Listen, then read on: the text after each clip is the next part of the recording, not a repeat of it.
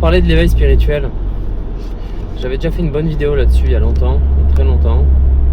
Effectivement, elle est encore un peu d'actualité. Elle est incomplète, mais elle est bien. Elle est un peu trop longue.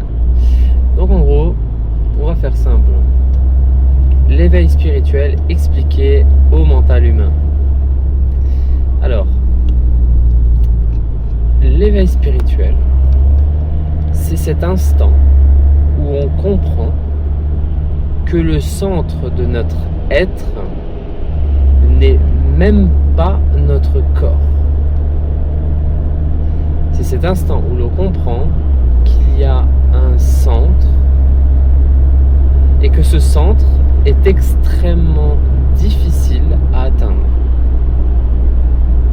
Et c'est ce moment où on comprend que plus on s'approche de ce centre, plus on commence à ne faire qu'un avec la création elle-même.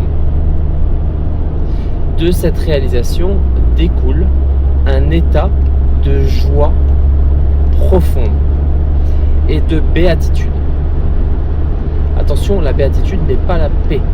La paix est une émotion qu'absolument tout le monde peut vivre. La béatitude, c'est extrêmement rare. C'est une grâce.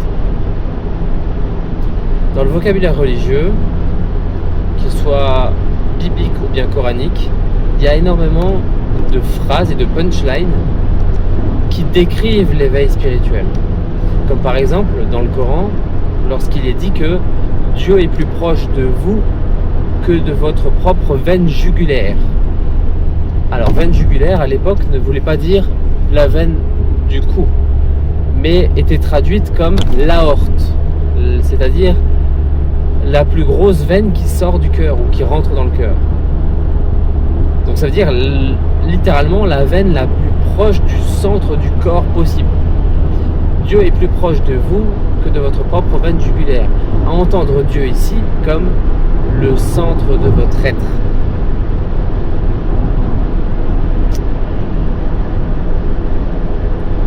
Je ne dis pas que Dieu est le centre de notre être.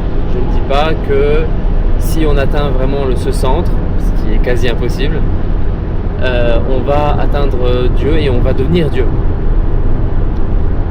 Certains ont essayé de dire ça et ils ont eu des problèmes.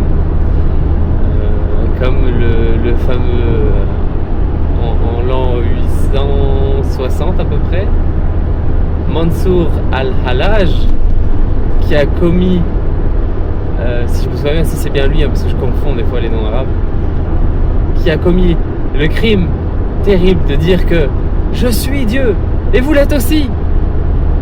Il a dit ça en plein milieu d'un monde musulman, en plein âge d'or, où tout le monde était derrière le prophète. Oh, le prophète est décédé depuis 200 ans, mais tout le monde est encore derrière. Oh, il faut suivre l'islam et tout. Et il s'est fait exécuter, mais pas de n'importe quelle manière. Et c'est très symbolique. Il a été crucifié. C'est pour ça qu'on l'appelle le Jésus de l'islam, cet homme-là. Donc voilà, j'irai pas jusqu'à dire ça, parce que j'ai pas envie d'être crucifié en place publique. Mais il y a quelque chose de l'ordre de le centre de mon être me relie à l'entièreté du reste du monde. Je pèse mes mots, je calcule mes mots quand je parle pour être le plus précis possible.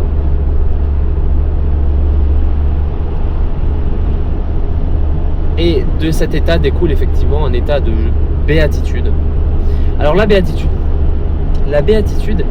c'est quand même magnifique ce truc-là. C'est qu'en fait on se rend compte que il y a un état de joie au-delà des émotions. Il y a un état de joie au-delà même de tout ce qui peut se passer dans ce corps. Puisque, encore une fois, le centre de notre être se situe en dehors de notre physicalité. Petit exemple, pas digressif mais explicatif sur en dehors de notre réalité. Si maintenant je dis, mais je mets mon esprit dans ma main, j'arrive à le faire, à ressentir chaque chose qu'il y a dans ma main. J'arrive à le faire puisque j'ai énormément médité dans ma vie. j'arrive à sentir chacun des nerfs, j'arrive à sentir chacun des muscles, des tendons qui s'étirent. J'arrive à le faire. Et bien là encore, je serai non pas à l'intérieur de mon corps, mais à l'intérieur de mon être, mais je serai encore à l'extérieur de mon être. Je serai peut-être à l'intérieur de mon corps, mais je ne serai pas à l'intérieur de mon être. Être en langage alchimique, langue des oiseaux, Patrick Stenas, ça veut dire E, le monde, T, la terre, R, l'air, E, le monde. L'être, c'est littéralement le monde, un petit monde qui fait le lien entre la terre et l'air dans un grand monde. Mon petit monde, mon être qui fait le lien entre ma terre qui est mon corps et l'air qui est quelque chose de plus subtil qui me correspond aussi, et le tout englobé dans un monde qui est lui-même fait d'être. Être, c'est un mot qui boucle en fait. C'est un mot fractal, le mot être. Il est magnifique ce mot. Et donc, l'intérieur de moi-même n'est pas ce corps. Et ça, vas-y pour l'expliquer à n'importe qui ici. La moitié d'entre vous ne comprendront rien à ça, même peut-être les 3/4. C'est parce que cette vérité-là ne peut être expérimentée que par la méditation ou par une expérience en dehors du temps. Ça peut être, je sais pas, tu es dans un festival, tu es dans un concert particulier, un voyage sonore, et dans ce voyage sonore, tu t'autorises enfin à lâcher chacune des choses à l'intérieur de toi, et sans faire exprès, tu as une énorme vague d'énergie qui arrive et tu te mets à chialer toutes les larmes de ton corps.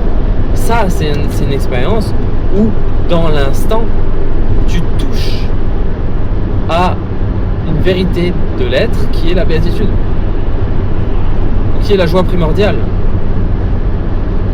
La joie primordiale n'est pas une émotion. Et l'année dernière, en 2024, j'ai vécu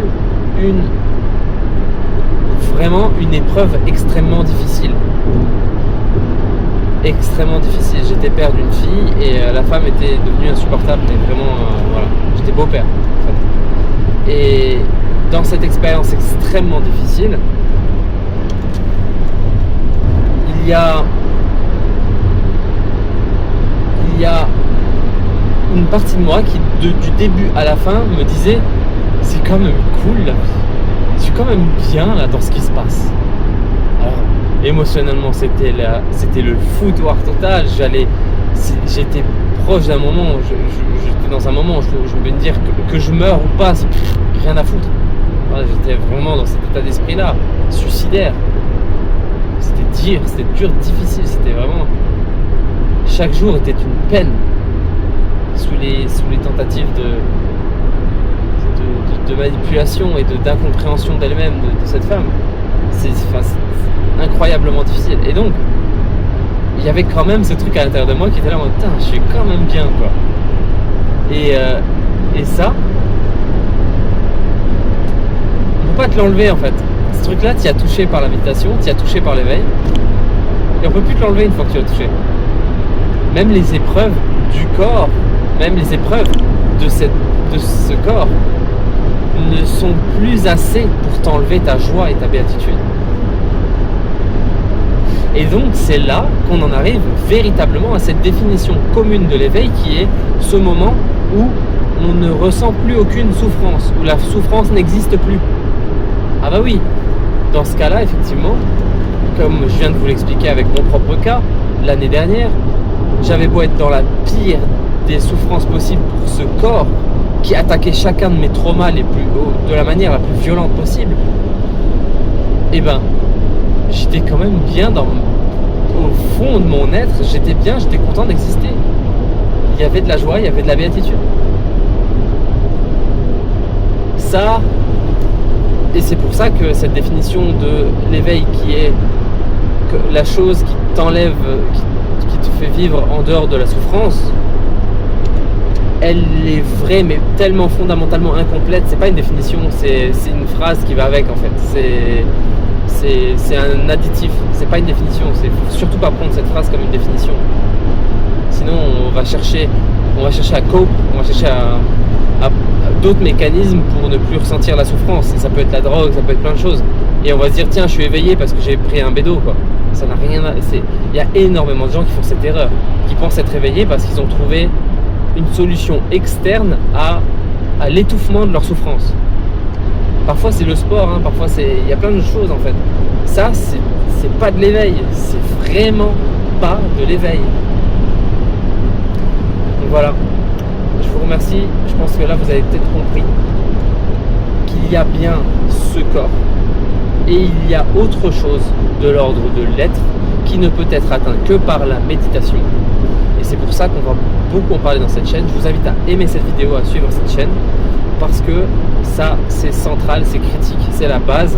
C'est aussi la base du travail énergétique qui va nous amener à avoir des super pouvoirs humains dans ce monde. Prenez soin de vous. Merci.